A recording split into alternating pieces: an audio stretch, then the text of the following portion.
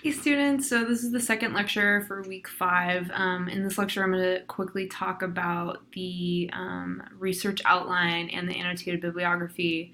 And then I'm also going to draw your attention to a few resources that I put up on Canvas. So hopefully it won't be too long. So bear with me. Okay, so I'm going to turn the camera to the Canvas page. Okay, so week 5. So the first thing I want you to draw your attention to is the research paper outline. So of course, I never give these assignments in order to torture students. It's more of to prepare you guys for the actual assignment. So after you've read the prompt, which we just talked about, you want to look at the research outline. This is kind of the template that you want to use. So let me open it up. Okay, so essentially, you just can download this in Word and literally fill it out. And I would prefer that because it's going to make it really easy for me to grade it. Oh my God, there is a typo. It's fixed. Okay, so basically just, again, whatever topic you want, as long as it's within, the social justice kind of umbrella. And then you just answer all of the questions. Literally, they're there, and you just start typing. And then you will, save it and upload it. Don't worry about things like grammar and punctuation. I mean, make sure I can read it, but this is not a formal assignment. This is just, to get you started. And so just go through all of these questions. Your thesis statement, you're going to probably start out with a question, and then you want to kind of narrow down what you think you're going to find out about it. So you may not know yet what your thesis statement is going to be, so don't freak out about that. It may take some time, so go easy on yourself. The big thing though for this is to really gather the data. And again, it can be messy, but I want you to, even if it's just posting links, I want to see what you're looking at as far as your research. And again, this doesn't have to be official. So this is where you can go to things like Wikipedia, because it's a great place to get, very preliminary information about your topic. And then at the very bottom, again, it does not have to be in proper format. Just at least provide the link to me. So this is part 1. So do this step first, okay, once you pick your topic. Okay, now let's go back. I also did post an example of what the outline, what a completed one might look like. So this is a former student. So you can use this as kind of a model for yourself of what to do. And just notice how thoroughly the student did this. It's not perfect, but they at least attempted to give me as much information as they could. And see, it's just links, so it doesn't have to be MLA format for this assignment. So hopefully that's helpful for you guys. Yeah.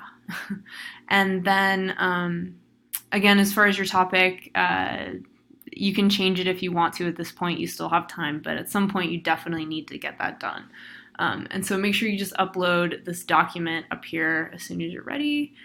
Okay, and let's go back to the annotated bibliography. So I don't know if any of you have done an annotated bibliography before. Again, I'm not trying to torture you. This is something that I didn't learn as an undergrad, and when I got to graduate school, I was laughed at because I didn't know how to do one. So I am introducing you to this annotated bibliography. So it's definitely not as scary as it sounds. So here's the template. It's really quite simple. You guys have already been doing this. Essentially, it's just the source, right? The citation, just like you do in an MLA page that you've been doing already. Except you add kind of these paragraphs to it. So the first question is how you found the source. So maybe hey, I was on Wikipedia and I clicked on a source in Wikipedia, which led me to this page, and or it led me to this YouTube video that I clicked on, and then I found another video. So you just kind of explain to the reader how you found it. Summarize the source. It's pretty standard, right? Just tell us what it's about. Author evaluation. So this is where you tell me how you know this author is someone that you can trust, right? How are they trustworthy? How are they some sort of an expert? And then the last one is, how are you going to use this in your project? Maybe you could say something I might not cite this, but at least this is giving me some general information about, my topic. But you definitely want your annotated bibliography to have a good amount of sources. So I would say, again, aim for 5 because that's a requirement.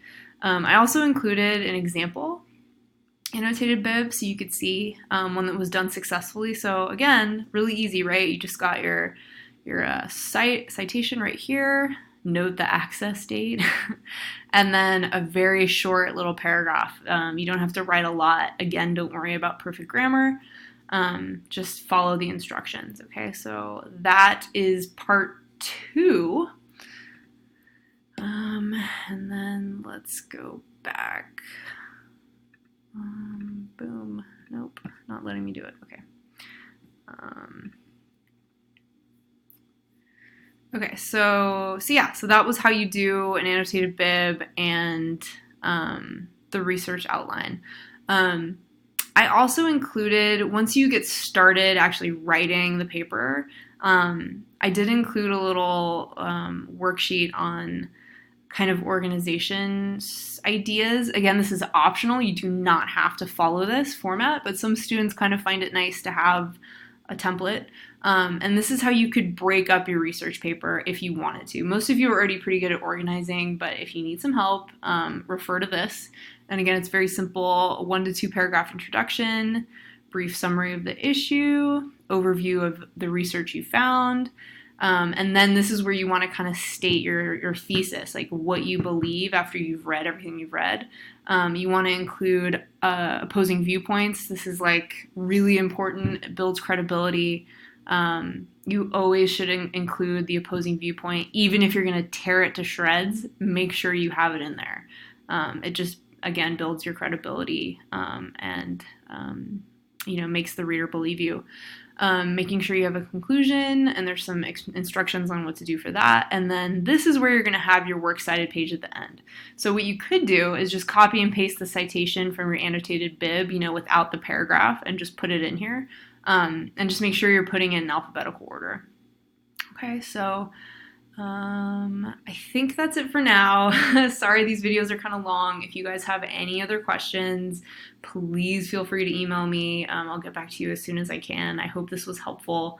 And I look forward to the next week. All right, have a good night, guys.